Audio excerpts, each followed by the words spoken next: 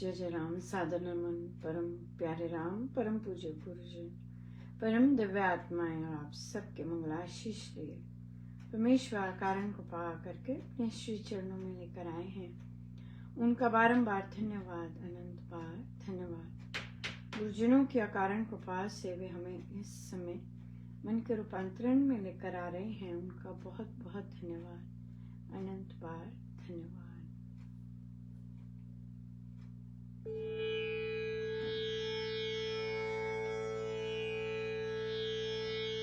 कर्पूरगौरं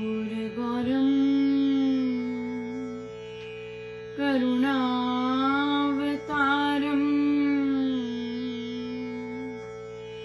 संसारसारं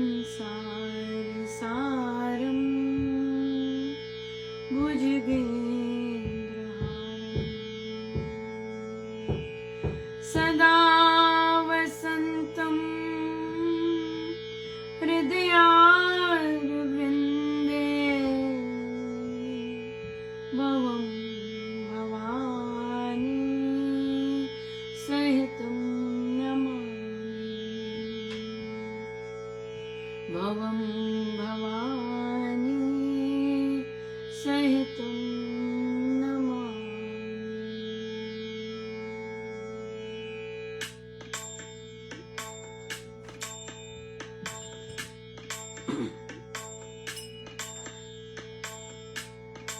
शिव के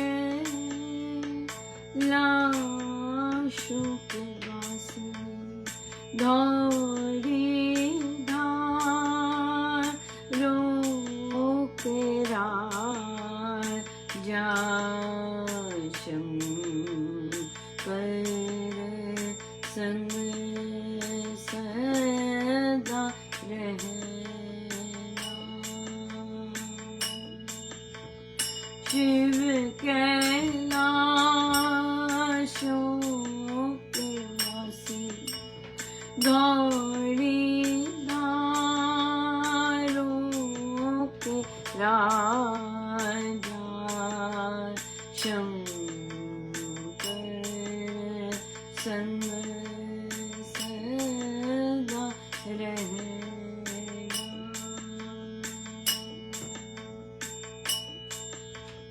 तेरे कैलाशों का अंत ना पाया, अंत बेअंत तेरी माया। ओ भोले राजा अंत बेअंत तेरी माया। शिव कैलाशों के वासी दौड़ी धारों के राजा शंकर संग सदा रहना।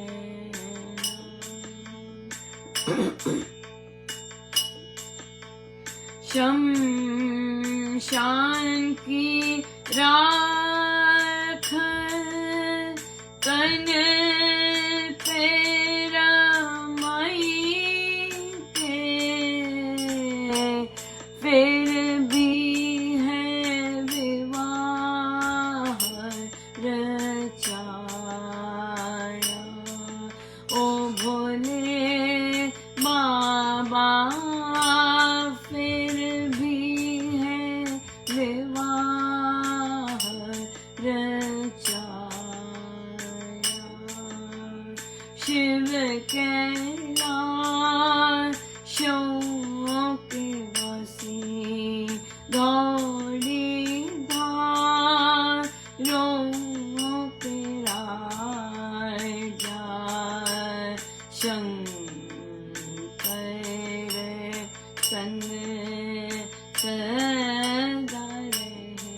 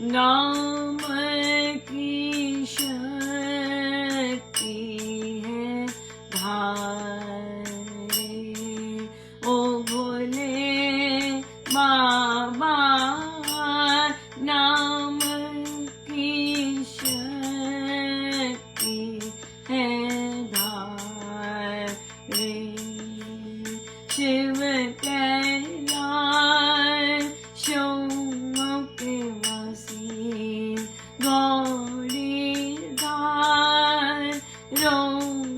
के राजा शंकर संग सदा रहना।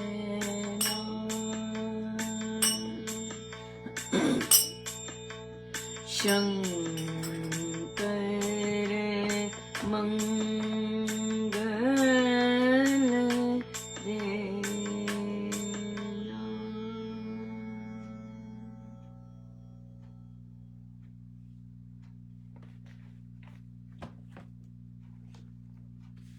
श्री प्रवचन पीयूष जी, पृष्ठ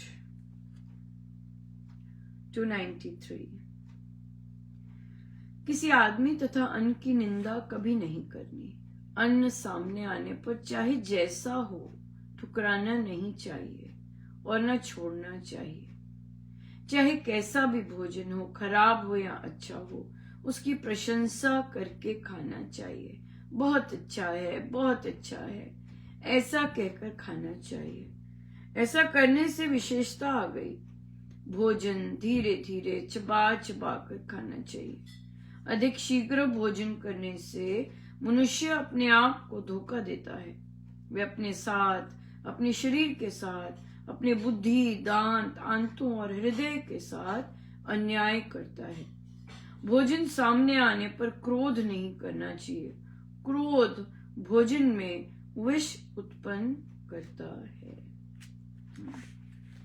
यस, भोजन की निंदा ये संतों से ही सीखते हैं, हम बड़ों से सीखते हैं, कई बार घरों से भी कईयों ने सीखा होता है कि कभी भी भोजन की निंदा नहीं करनी, धन्यवाद धन्यवाद करके खाना है। हमें पता है बहुत सुंदर कथा कबीर जी की और लोई जी की भी है कि कैसे लोई जी जब कबीर जी को भोजन दिए तो कैसे उसमें या तो बहुत नमक था या नमक ही नहीं था, और कबीर जी वाह वाह करते खा गए। और फिर जब लोई जी ने चखा तो उसमें बिल्कुल ही अटपटा था। पर संत लोग ही सिखाते हैं कि भोजन कैसे लेना चाहिए, कैसे धन्यवाद करना चाहिए, ठुकराना नहीं चाहिए, उसका गलत वो नहीं करना चाहिए। बहुत सुंदर किसी ने कहा कि किसी ने नोटिस किया या बातें कर रहे थे कि कैसे जब भोजन बनाते हैं तो फोन पे लगे होते हैं या बातें कर रहे होते हैं, किच किच किच किच किच किच, क्योंकि आप बातें कर रहे हैं, किसी की निंदा चल रही है, किसी का क्या चल रहा है, और फिर भोजन में भी वही जाता है। इसी तो उन्होंने साधिका जी ने रिकमेंड किया कि प्लीज आप ऐसा कीजिए, भोजन के समय फोन मत यूज कीजिए और परमेश्वर का धुन या उनका नाम लेके आप शांति से भोजन कीजिए। तो वो आए कुछ दिन बाद जैसे भी बात करने, तो कहते मुझे इतना शांति मिली है ये करने से। ऑफ कोर्स जैसा भोजन बनाया जाएगा फिर वही हम ग्रहण करेंगे, तो फिर उससे शांति मिलती है, पुष्टि होती है ना, इस तरह से। बहुत सुंदर। इसी तरह धन का भी होता है। कहाँ से धन आ रहा है बहुत मैटर करता है, विशेषकर शुभ कार्यों के लिए। अगर आपको पता है कि कोई अगर, जैसे कई बार होता है कि किसी श्री राम शरणम को ही, सबसे सुंदर बात कर लेते हैं, किसी श्री राम शरणम को ही फंड्स मिल जाते हैं, कोई कहता है हम सारी फंडिंग कर देंगे, राइट। लेकिन अगर उनमें बाइसेस हैं, वो उनमें भेदभाव है, पक्षपात है, राइट, लूज टॉक करने की आदत है, इस तरह की, और कभी हल्की बुद्धि के हैं कि भी किसी की भी बात मान ली, पता है ये सही नहीं है, उनकी भी बात मान ली, तो वहां से जब धन आता है, वहां उन ऐसे लोग जो नेतृत्व कर रहे होते हैं या जो भी है, वहां से धन आता है, तो वहां आप देखिएगा श्री राम शरणम में ऐसी ही वृत्तियां आएंगी, तो वृत्तियां जो हैं वे आती हैं और वे सीप इन करती हैं। और धन तो बहुत बहुत ज्यादा, शास्त्र में स्वामी जी महाराज ने भी क्रय विक्रय धन का आना बहुत पवित्र पाक बताया है कि पाक होना चाहिए, किसी का लूटा हुआ नहीं होना चाहिए, रो धो के नहीं देना चाहिए, खुशी से दे रहे हैं। लेकिन आपकी बेसिक वृत्तियां अगर भेदभाव की है, पक्षपात की है, तो इसका मतलब वहां जो भी जाएगा या जिस चीज से भी धन बनेगा, वहां पे उसका बेस वही होगा कि आप किसी को तो दे सकते हैं धन, किसी को तो नहीं देते, भेदभाव करते हैं। तो इसलिए फिर वहां पे ये चीज का ध्यान रखना बहुत आवश्यक होगा, बहुत इम्पोर्टेंट है। वृत्तियों की बात हो रही है ना, और कि भाई भोजन में कैसी वृत्ति होनी चाहिए। भोजन हम भक्ति प्रकाश जी में स्वामी जी महाराज भोजन का ही कर रहे हैं कि भोजन कोई खराब नहीं होता है, लेकिन उसे किस तरह बनाया जाता है या किस तरह रखा जाता है वो फिर वैसा बन जाता है। लेकिन एज सच भोजन कोई भी चीज खराब नहीं होती, उसमें पाप भाव नहीं लाना चाहिए। तो वृत्तियों की बात हो रही है, और हम अपने स्थित प्रज्ञ के लक्षण में भी वृत्तियां ही कर रहे हैं, राइट। और उसमें इंद्रिय संयम की बात हो रही है कि भाई आप गलत चीजें देखकर, जैसे कछुआ अंग सिकोड़ लेता है अंदर, वैसे ही जो साधक होता है, जो इस रास्ते पे बहुत सीरियसली लगा होता है, वो भी अपनी चीजें ऐसे सिकोड़ लेता है। तो दोष देते, कई बार दोष दे देते हैं परिस्थिति का। जैसे किसी ने कहा कि मुझ में काम वासना बहुत आ रही है, हाँ, या कामुक मैं बहुत हूं, तो क्यों? क्योंकि मेरी शादी नहीं हो रही। नहीं, ये आप में, आपका विवाह भी हो गया है और आप में कामुकता बहुत है, तो क्या अपने पार्टनर के साथ आप जबरदस्ती करेंगे?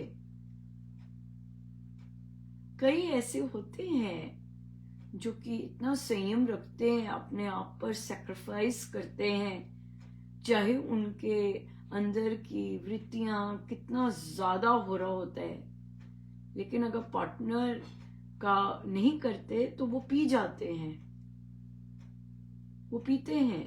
इसे कहते हैं इंद्रिय संयम, राइट। तो पर आप शादी को एक बहाना नहीं बना सकते कि मेरे अंदर ये वीकनेस है, नहीं, बिल्कुल नहीं। इसका मतलब आपको जब ऐसा आवेश आ रहा है और आपका पार्टनर रेडी नहीं है, आप उस पर जबरदस्ती कर सकते हैं, है ना। आप जबरदस्ती कर सकते हैं उस पर, और वो उसे कंसेंशुअल नहीं कहते हैं, उसे आजकल की जनरेशन गड़बड़ी कहती है, राइट। तो आपको ना हो गई आपके पार्टनर से, आपके पार्टनर के लेट से आपको बहुत वेग आए हुए हैं और आपके पार्टनर के मासिक दिन चल रहे हैं, क्या आप जबरदस्ती करेंगे या बाहर चले जाएंगे? संयम रखेंगे ना, इसे कहते हैं संयम। इसे ये नहीं कहते कि ओ मेरा विवाह नहीं हुआ या मेरा ऐसा नहीं है तभी मेरे अंदर ये वृत्तियां, नहीं, ये वृत्तियां हैं, ये अंदर की वृत्तियां हैं। इससे बाहर की परिस्थिति का कोई रिलेशनशिप नहीं है, कोई भी रिलेशनशिप नहीं है। राइट। तभी तो हम देखते हैं कि सड़कों पर लोगों को कंट्रोल नहीं होता और कैसी हरकतें कर देते हैं। क्यों? क्योंकि अपने पर संयम नहीं होता, राइट। तो ये कहना कि मेरा विवाह नहीं हो रहा इसलिए मेरे अंदर वृत्तियां नहीं, वो वृत्तियां हैं अंदर, सिंपल बात है, वो वृत्तियां हैं अंदर। तो इसलिए महाराज ने स्थित प्रज्ञ के लक्षण में आगे जाके कहा है, परमेश्वर से प्रीति करके ये वृत्तियां शांत होती हैं, गुरु कृपा से ये वृत्तियां शांत होती हैं, ये कंट्रोल करने से नहीं होती। राम नाम के जाप से मेरे भीतर से सब वासनाएं समाप्त हो रही हैं। मानना है पर कि राम नाम ये समाप्त कर सकते हैं, राम मेरे पे काम कर रहे हैं, विश्वास होना चाहिए राम पर कि राम मेरे ऊपर काम कर रहे हैं, राम नाम से मेरी सारी वृत्तियां समाप्त हो रही है ना। कामुक और बेकार झूठ बोलने वाली और ना जाने कितनी सारी हैं वासनाएं समाप्त हो रही हैं। हाँ, मैं शुद्ध होती जा रही हूँ, मैं शुद्ध होता जा रहा हूँ, मैं पवित्र होता पर मानना जरूरी है। अगर मानना नहीं है राम नाम पर, देन फिर नहीं होना, फिर तो अपने पे कंट्रोल ही करना पड़ेगा। लेकिन राम पर राम करें कंट्रोल तो बात कुछ और होती है। या यस, बहुत बहुत धन्यवाद, अनंत धन्यवाद। जय जय राम, जय जय राम।